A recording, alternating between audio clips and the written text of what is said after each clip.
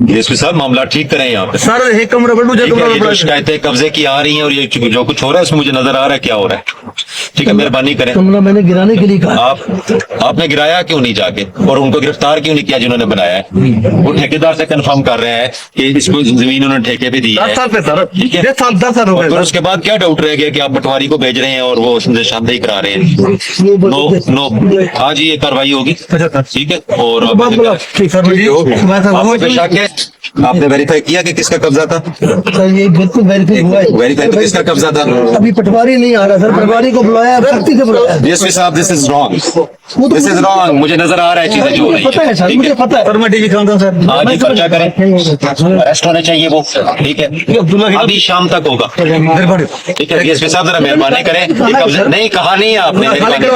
एक मिनट सब्र करा, सब्र लिखा आपने क्यों है। जब आप पटवारी के पास मामला भेज रहे हैं इसका मतलब है कि गड़बड़ है। मैं पटवारी के पास नहीं भेज रहा सर, पर 3 हुए हैं। जी सर, जी सर, शाम तक FIR होगी सर, होगी। रजिस्टर गिरफ्तार है। सर मुझे आने भी नहीं दे सर। आपने जाना भी नहीं। अब हमें अब हमें अब जाए, ये कब्जा भी खाली करा के दे। जो उसने कब्जा गलत किया है पर्चा भी होगा। जब आपको पता है गलत कब वो कब्जा कर रहे हैं तो उस वक्त क्यों नहीं रोका आपने? आपको किसने मना किया था।